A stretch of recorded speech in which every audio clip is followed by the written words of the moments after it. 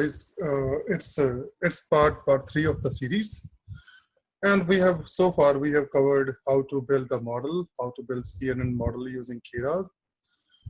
We have built a very simple model. If you remember, it's convolution 2D followed by flatten and then dense network, and then we have trained that model based upon different kinds of data. We were having 3 sets, if you remember, and now we will be going forward, and now we have reached here, like we have seen the results of the training set and test set, but we haven't seen the results, individual results of each of the record. So how to measure that, how to visualize that, how to visualize the record for the results for each of the image, how to view the image within the data set. So within this video, we will cover that all. So yeah, so eventually we will start here with view the image-wise result. Or you can say per image-wise result.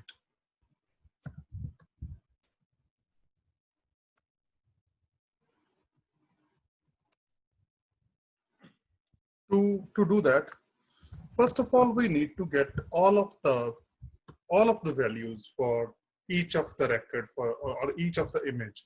When I say record, from that I actually mean an image.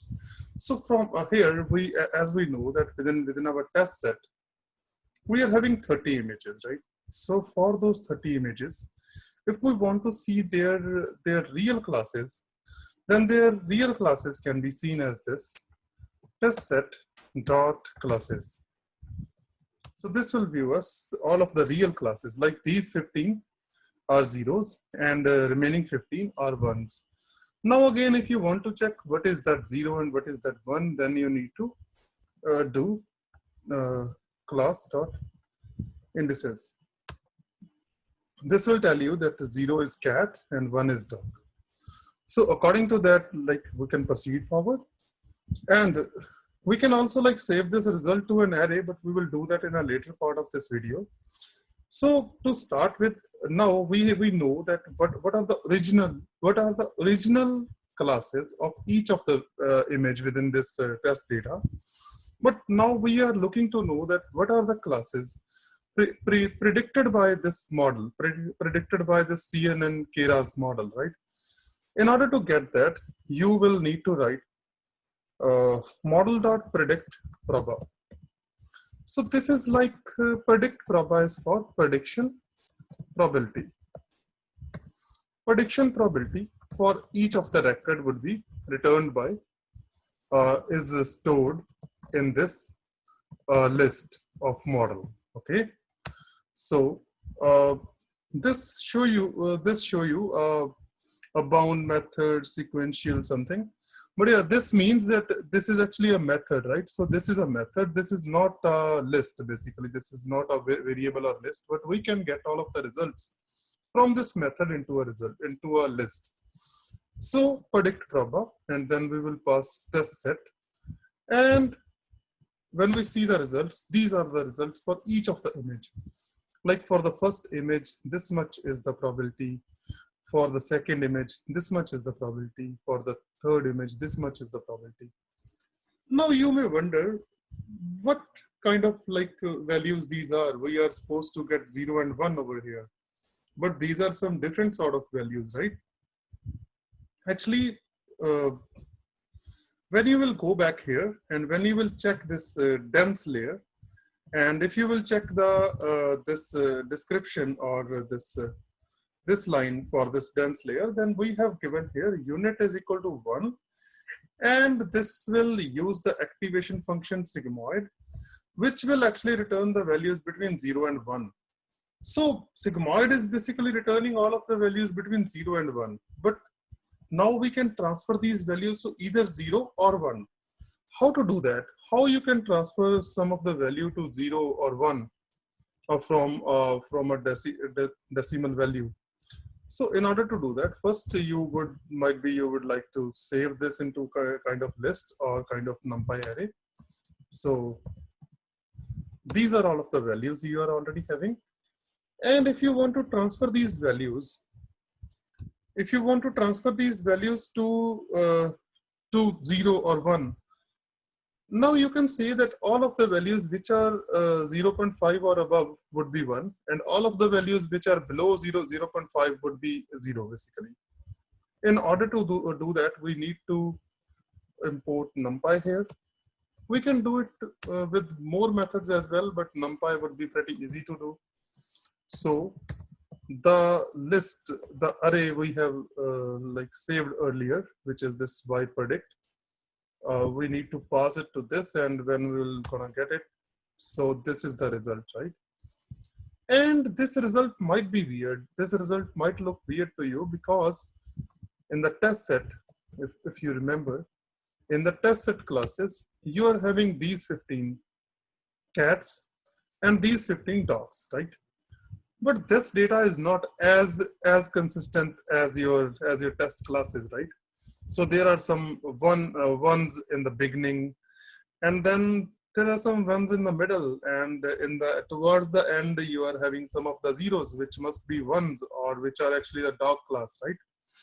So now, in order to check which one is correct or which one isn't correct, like just to begin with, this for the first image, model has given you the value 1, which means this should be a dog, but this is actually a cat, right? For the second one, this should be a cat, and our model says 0. Okay, that's good. This means this is a cat, so our model has also given the answer as cat.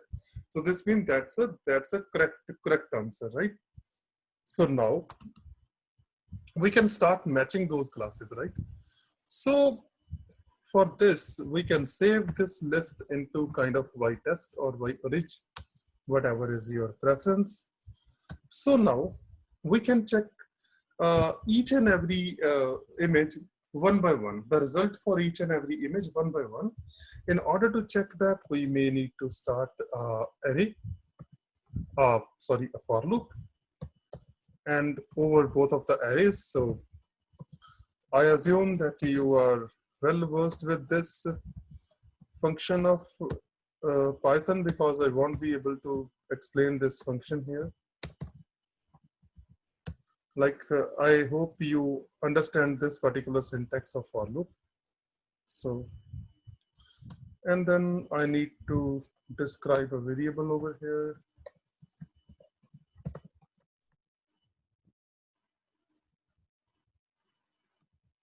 And so this is what, like now we will gonna check whether the predicted value is equal to original value.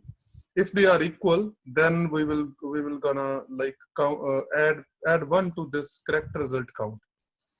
And when we will get all of the correct result counts, we can simply print overall accuracy and then correct result count divided by length of all of the length of the original array, or you can use the spread array as well, because both have the same length eventually. So when we will run this, okay, just a moment.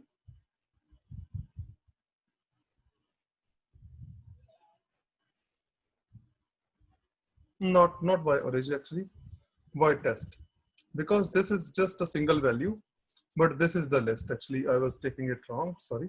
I'll need to get the length of this one. So now, yeah. So it says the accuracy is 0.66666. So it's basically equal to this one. This accuracy. Actually, this is just the summarization or of that figure. Actually, that's so long figure, and this is bit of the rounding of that figure. So that's why you can see a 7 here, and that's like a endless value over here. So that's why it's all 66666. But that should be followed by 7, but it's not, right? Let's check how many correct results are there. So correct result count is 20. So we have 20 results which are correct. And we know that total count of images is 30. So that means this is the result, right? Now you can also count the result for each of the class, right? Like you can also count the result for a cat class or dog class separately. So to do that, you may need to declare another variable or a couple of variables like for each of the class, and then you can do it something like this. If y orig is equal to 0, this means if this is cat, right, and not this and rather, y orig is equal to y thread, then take up the cat and add 1 to it. Okay, increment this by 1. Now take up this value, sorry, and then now I will bring 1 over here because 1 1 presents the class dog, and now we will count its value, and now we can print the results for each of the class separately. Let's consider this one as cat, oh, sorry, cat class accuracy, and then cat correct count. And now we can't give it, can't give the length of a full array. So we need to like chunk the array over here. So we just need the number of values equal to 0. This means all of the values which are having the cat class. For the another one, you can copy this and you can replace this and simply replace dog here and here, and you would be able to count everything pretty much now. So now the cat class has accuracy 0.6 and dog class has accuracy 0.73. That means 73%. This is 60%, and overall accuracy is 0.66%, right? Let's check what's the accuracy of each of them separately. So in the cat class, we got 9 correct out of 15. In the dog class, we got 11 correct out of 15. So that's why you can say here that our model is like a bit biased about the dog class, and it's a bit weak for the cat class. So there are multiple ways to fix that as well, but we won't be covering that in this video.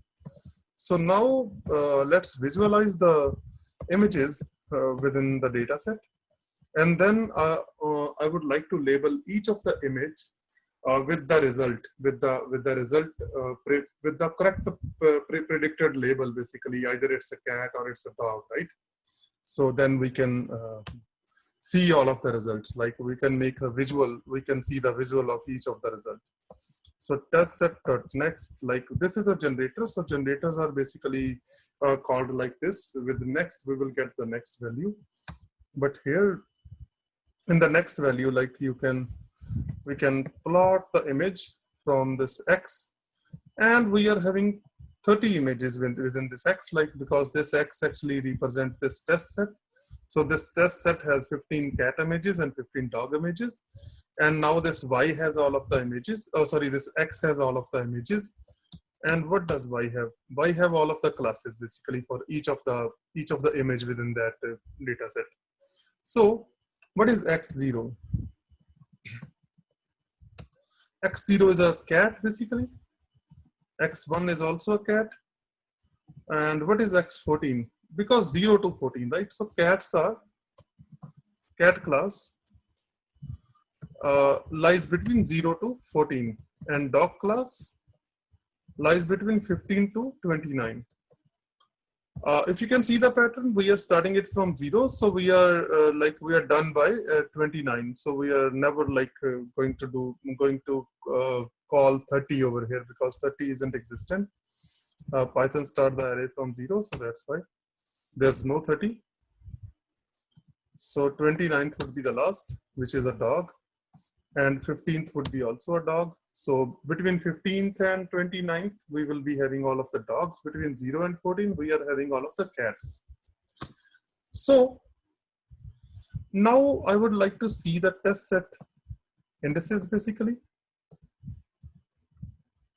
So the test set indices, class indices are these, if you remember, like cat is class 0 and dog is class 1. Now, if we want to print, all of the images all together, and if we want to print their original labels, then I'm giving a bit bigger figure size because we will be having 15 images for each of the class. So they will actually require a lot of space over here. So for I in range 15, I am basically going to print all of the cats first, and then I will print all of the dogs. Actually, here I need to add one because this subplot command takes from 1, takes the counter from 1 and not from 0. If you will give 0, then it will throw an error. So it should be 1. And this 5 means 5 rows and 6 columns, and 5 into 6 would be 30. So this will start from 1 to 30. So this will make 30 placeholders all together, and then we can like view one image in each of the block. But I think we need to show only cat images, so we don't need 30, but we can make 3 rows and 5 columns. So this means 15, right? So we need only 15 blocks or 15 placeholders, and I am show xi, and then now I need to get the name of that predicted class, right? So in order to get the predicted name, I need to declare a function over here which will return the name of the class. If class label is equal to 0, then image class is equal to cat, and elif class label is equal to 1, image class is equal to dog, else image class is equal to unknown. Although this third feature would be never called, but I always like prefer to call this, because if in any case, if you will gonna change some value due to some reason, so in that case this will be able to like cover your error. So it's a good practice in my opinion. I leave it up to you whether you want to like make use of it or not. If you want to mention only 2 classes over here, dog and cat, it's just fine. It's not a problem.